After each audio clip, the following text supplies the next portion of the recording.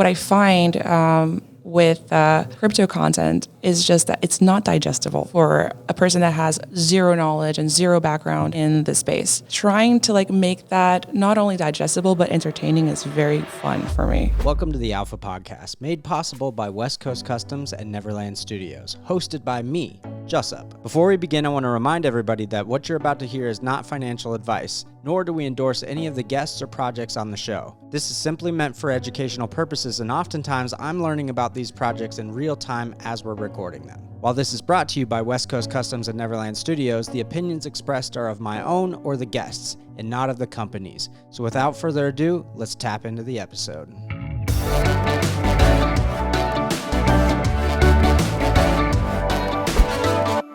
I'm going to be definitely way more entertaining, I hope. Entertaining isn't what we were going for. We were going for informational and educational. Are we really? Why can't we do both?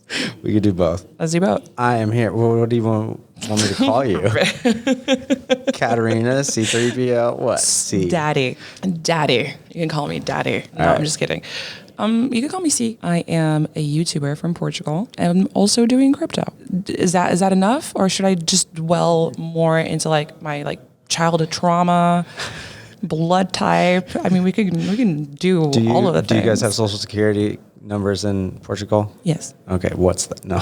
Oh my God. Your seed phrase? Oh my God. How did you get into crypto? So, funny thing, I was having dinner right before Breakpoint, and I was introduced to some people, and I was like, hey, these people are pretty cool. And then I found out that they were in crypto, and they were Solana, fanboys, and I was like, what is this? I just got dragged into every party, every crypto party, and I got to meet a lot of people, and I just really fell in love with what everyone's doing in the space. So this is relatively new for you. November. I'm a baby. That is I'm a crypto baby. I'm just curious, prior to that, I assume you'd heard about crypto, right? Oh, of course. Yeah. So, I don't live under a rock.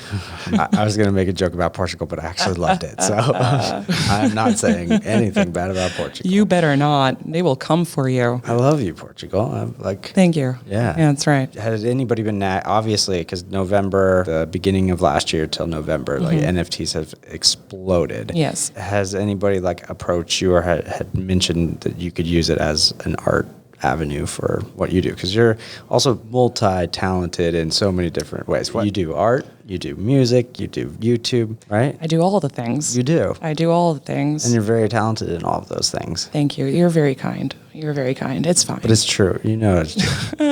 Am I making you uncomfortable? No, not you. Just my imposter syndrome is kicking in. Yeah, I feel you. I understand it, but I'm being very genuine. Thank you. Yes. Thank you. Coming from you, it means a lot, because you are also very talented. And now this... All right, now we're not turning this around. Stop. This is getting uncomfortable. Okay. Well, just when you went to this dinner, was it anything that you could use this in what you're doing? Oh, absolutely. Absolutely. So, my best friend is big into NFTs and crypto. And I remember we were having dinner. Again, this is a dinner thing. Dinner is where the magic happens in crypto. He was telling me about NFTs. I'm like, okay, what are NFTs? And he explained it to me, kinda. I didn't understand. Because I didn't understand, I didn't have interest in it. It wasn't until meeting everyone in Solana that I was like, oh, wait, now I get it. And now I understand. And now I'm super interested in it. As someone that does many things, I think that this ecosystem is a place where anything can happen. There's so much opportunity. There's so much space for creativity that it kind of just makes me very excited. When I think about, creating a PFP collection or a one of one and trying to think about the utility behind it and trying to think about what can we do that is different that hasn't been done, that's very exciting for me. It incorporates all of the things that I'm good at, and I can use all of my skills to the best of their potential. Do you have any things that you're working on? Well, right now I'm just hanging around. I'm just kidding. I'm just like a parasite. I've stuck on here and I'm not letting go. I am doing, first of all, I think as a hobby, because this is to me a hobby. I love what I do. As a hobby, I'm doing one of one art. I just started doing that. I mean, I've always done art. My mother is a traditional artist.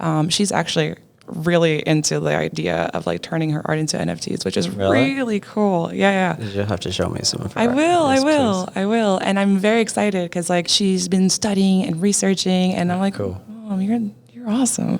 I have a great mom. I've been doing one-of-one art. I haven't auctioned anything yet, but I'm assuming that when I go back to Portugal, that's something that's going to happen. I have 3 canvases that I'm working on because that's how I do my art. I don't like use Procreate. Well, I will sketch it out, but I like feeling paint and textures. And so eventually when those are done, I will be probably auctioning them off on Holoplex. Besides that, I'm working on my own drop. It's been a lot more work than I thought it was going to be, mainly because I'm a perfectionist, and it's more about, okay, like what can I do to give people something that is really special? It's a lot of work, a lot of little tiny details that need to kind of just like be taken care of. And I'm a storyteller by nature, so like if you think about like the lore, I am pretty like anal about like getting it perfect and making sure that it has no plot holes. And anyway, yeah, so that. And then I also do digital marketing for, right now for the Hacker House. And I do some consulting for other projects because that's what I've been doing all my life. I mean, not all my life, but I've been incredibly successful since 2 years old. Yeah. No, in social media. I've done really well for myself. My country is very small. Having, a million subscribers on YouTube means that I have 10% of my country following me, which is a big responsibility. Not saying that that's what's happening, but as a woman, being the only woman in my country, that a Portuguese woman that has 1 million followers on YouTube is pretty cool. So I really love digital marketing, and being able to apply that not to myself but to other projects actually is quite cathartic, very therapeutic. So as you were talking, there's clapping going on in the background. I know. It's the live studio audience. They're clapping. Exactly. They're so excited for all the things. They're just impressed with everything you're doing. It was perfect timing about being the largest female YouTuber. It's a lot of responsibility, man. It's a lot of responsibility. But I would assume with that responsibility comes with a little bit of stress or. Oh God, yes. Yeah. I'm terribly stressed all the time, worried about numbers and algorithms and making sure that my content doesn't flop because it is, something that is beyond my control. Actually, like one of the reasons why I kind of burnt out on YouTube was just because I was so fed up of the algorithm, like botching my views. And as much as like you can, objectively look at views and look at these things and know that it doesn't reflect on who you are, when your career is completely reliant on how relevant you are in numbers, it just really messes with you. I think part of the reason why I kind of like want to step out is because of that. I used to say to people that they should be YouTubers. I can't recommend that anymore because it's so much stress. However, I think if you do YouTube or any form of social media, I think you should do it solely for the fun of it.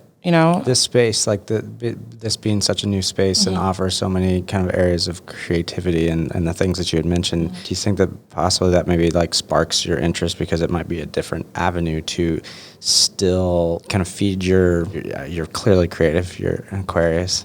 I assume you have this need to be creative. Yes. With everything I do. Yeah.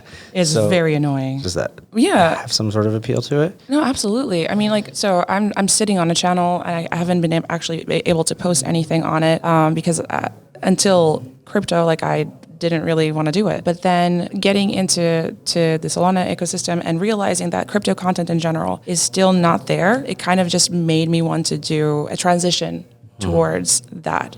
What I find with crypto content is just that it's not digestible for a person that has zero knowledge and zero background in the space. Trying to like make that not only digestible but entertaining is very fun for me. I want more people to come to this space because it's really cool for here. It was so life-changing for me that if I can provide something so that people can make their mind or discover something that is really great like this space, it gives me a lot more motivation to even create content because it's not for me. I mean, I've never really done social media for myself. Like it's not I'm so great, clap at me, it's just not the thing. And I think when it became that, because I had brands and I had an agency and I had managers behind me, it just really lost its sparkle. I really don't want people to clap at me and like think that I'm special. I want to do my part in the society and help out other people find their own magic. That's much more interesting to me, at least. Maybe not as cool. Maybe like the flexing is a thing, but it's not me. This space has definitely been very community driven, right? Yeah. Like you were at Breakpoint, Miami, here now, becoming to be a groupie. I'm 100%. Like, listen, I got indoctrinated into Solana by Solana fanboys, and now I am one of them. I am a fangirl all the way. My point being, though, is being around everybody. Like, everybody's very supportive of each other. And I think that's what's super cool and unique about this space. I want to pose a question, though. Do you think that, like, you're talking about creating content that brings people into the space, do you think it's there's a limit on, like, it's a very niche space, right? Yeah. Do you think it ever becomes, it's so indoctrinated into what we're doing, and that there is no need to educate or explain to people? Because, for example, like my mom doesn't know the difference. Maybe she doesn't. I'm calling her out right now, but I was gonna say, doesn't know the difference between Wi-Fi and the internet, and all of these things like Web 2 things have gotten so built into our daily lives and so kind of just user friendly that people don't really care about the technology behind it. Do we stop calling it you're into crypto and you're just using Instagram again, and it doesn't matter the technology behind it? There is no need for education. And the reason I say that is because I have an 11-year-old son who has literally grown up using digital currency and digital assets, Fortnite, Roblox, all these apps. There is going to be zero need to educate him on why you should use digital currencies and digital assets. Right. So from an educational standpoint, like, that'll go away. People who don't understand it are going to die because they're old. And it's so grim.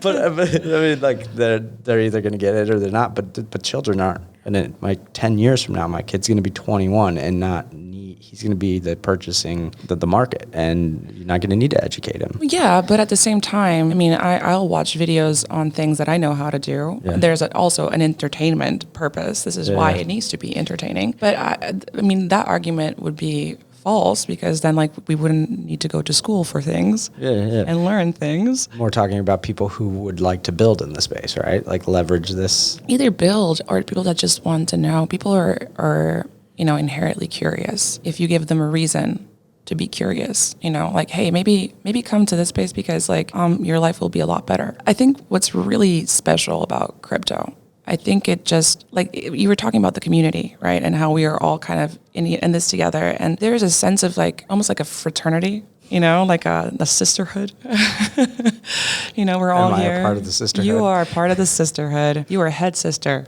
Okay. Yes. Listen, everyone comes from all walks of life. Everyone is super different into really cool, different things. We kind of all come together. Again, I can only describe it as family. It feels like family. It feels like there's no judgment here. And I think that is really special in itself. I think as a lesson for, the way that we're living right now as human beings is not sustainable. It's funny to think that right now we're more connected than ever before in terms of, technologically. I mean, I can get my phone and I can reach someone on the other side of the world.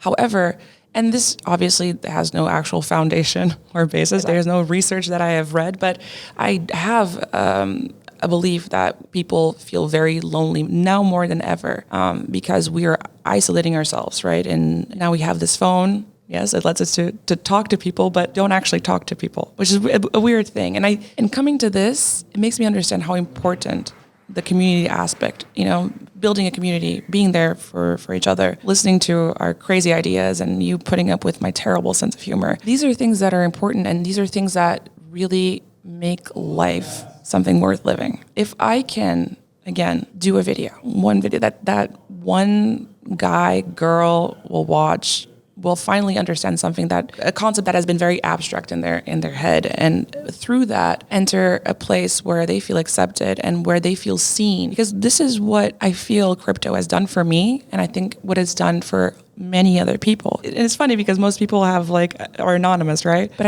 I feel like people feel seen here. You're not just a part in a machine. You are the machine. We are all in this together. Oh my God, this sounds like We're all in this together. But Be Fast and the Furious coming. oh God.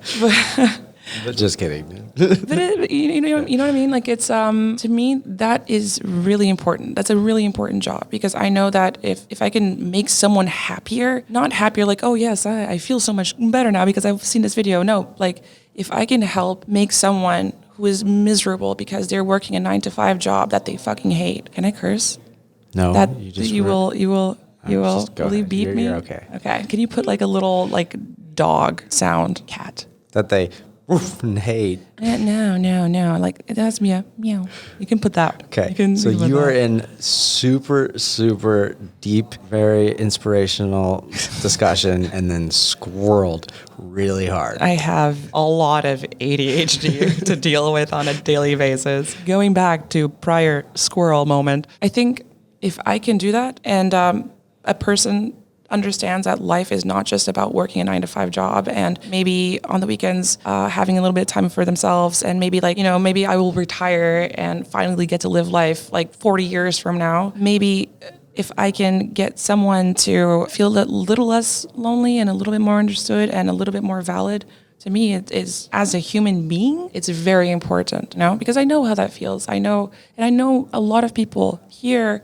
not here, but right now, or living lives that they hate, and they don't understand why they hate them, and they're feeling lonely, and they feel like things that they want to do that they've dreamed about doing are not possible because that's just the way that the cog is working. If I can change that through a stupid fucking video, like, come on, man, that's the least what I can do. I mean, I've been blessed enough to be in the system. I think people need to come and be here and feel a little bit more human and a little less robotic, A little more human. So make your PFP an ape.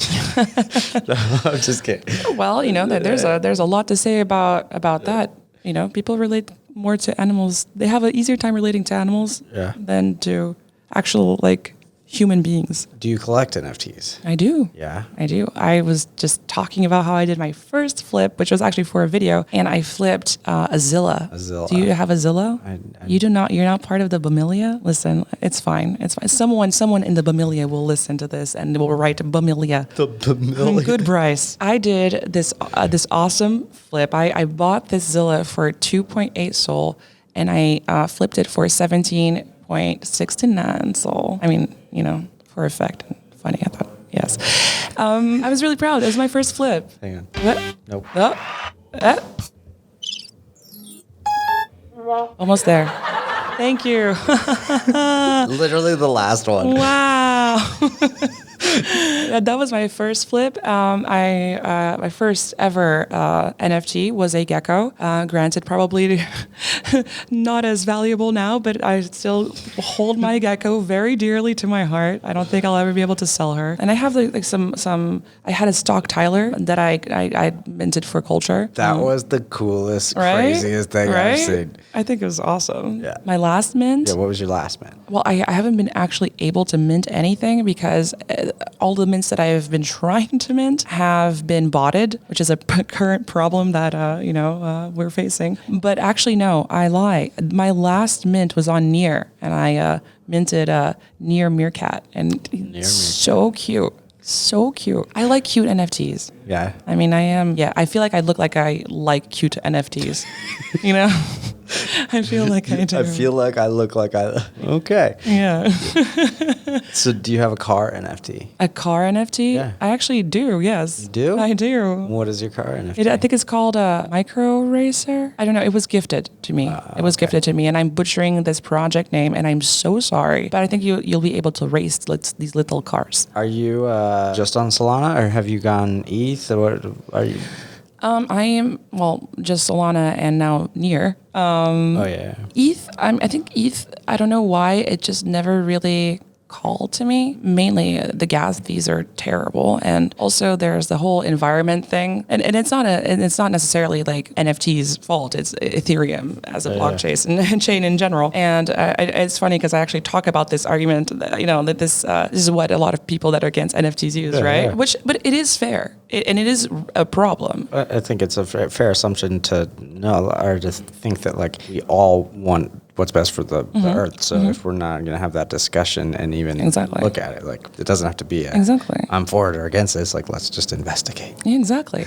I mean, I love Solana because it doesn't hurt the universe. Yeah. Wow. I love lakes and trees and exactly. I mean, nature. I mean, would prefer if it didn't get wiped out. That's ideal. It would be ideal. Right. It would be ideal if we can still have some form of nature, like the essence of nature. You know, not like the LaCroix, like nature. Not like LaCroix. Okay, like it was. Listen, LaCroix. The orange is right next to the actual. That's the essence. Yeah, you realize I'm never now going to get sponsored by LaCroix. It's fine. It's fine. I think you're going to be okay. Yeah, I love LaCroix though. Do you really? Yeah. Don't understand these flavored waters. Why don't you just drink water? Why don't you just drink? This became like an environment. Why aren't you drinking water? Hydrate yourself, sir. ETH for me is the reason why I'm not there. Also very oversaturated. I think also the community is very different. The Ethereum community is incredibly different from Solana community, even though the ETH people that I've met are really nice. But I am also a girl. ETH people. I am also a girl. This is really, really cool to see this hacker house and how many women have showed up here. Totally. And it makes me very, very excited. And also all the girls here are fucking awesome. Yeah. They're great. They're so nice, very, very intelligent, and a lot of fun to just hang around and talk smack.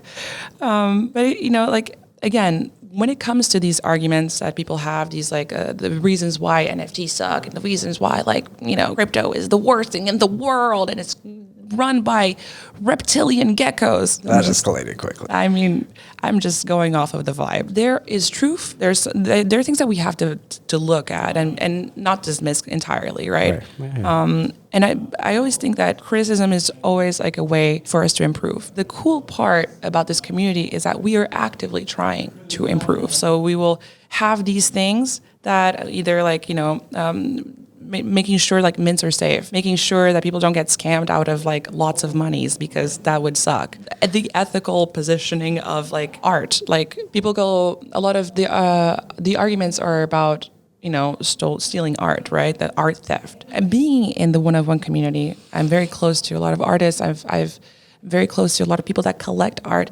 Art theft is something that is like, no, it's so frowned upon, and it's really funny and interesting and also kind of cool that we all stick up for each other. Like we don't allow this stuff to happen, at least in like in within this community, within Solana. At least in Solana, people are not actively trying to steal art and make it rug each other. Yeah.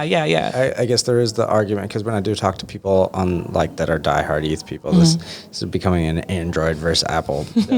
But that's one of the things that I've heard. That's the argument is like there's a lot of fake or stolen projects on Solana, and I think the reason for that more than likely is because the barrier to entry is way lower, right? And that's just gonna happen. There are still stolen projects like things. The MetaWhips that we just did for West Coast Customs, we've had to file like several takedown on OpenSea and get them removed. And there's like before the collection even minted or was out, there was a fake one up. So it's gonna happen everywhere, regardless. And so the idea of like this is solely a Solana problem is false. I just think that because the barrier to entry is much lower, it's way cheaper to be a part of it.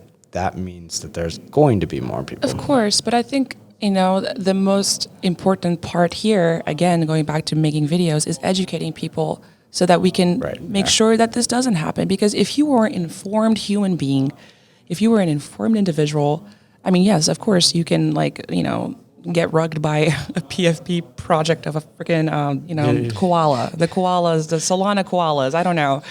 There's probably a project called the Solana koalas, and they're like, no, she just ruined and tanked art.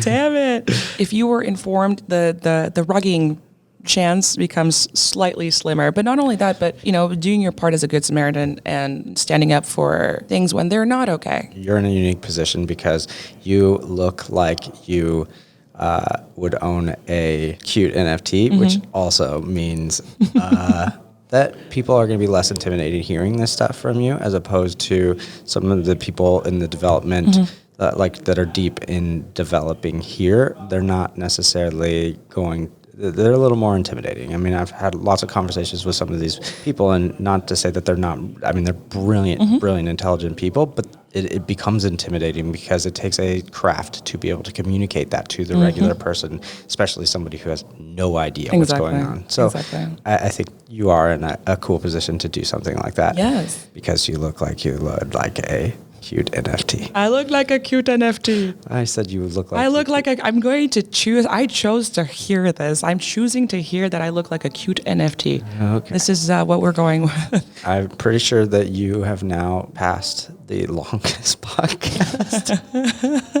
Just. I meant that was supposed to be the clap one. Wait, can I just? That's the laugh. Okay. Thank you guys so much, and I will see you in the next episode. That was not supposed to be the end. I ran with it. I heard the music, and I was like, this has to. Where can people find you? Where can people? I don't know. I'm still trying to find myself. I'm on a deep personal journey. I'm just kidding. Well, you can find me on YouTube, Twitter, on the Instagram. Have you started producing crypto content yet? Have you put it out?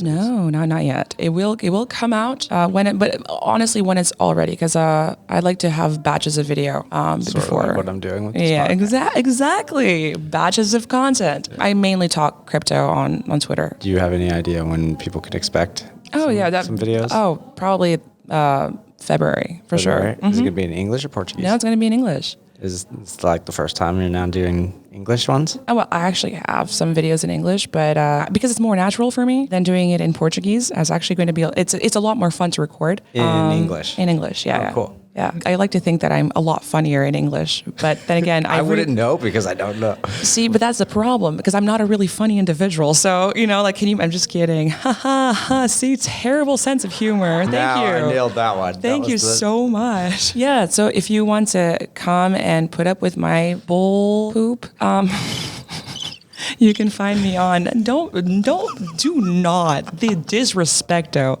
the audacity. You can follow me on Sea3po. It's not C, you have to explain. Listen, S. I was going to get there. Oh, okay. Oh, God.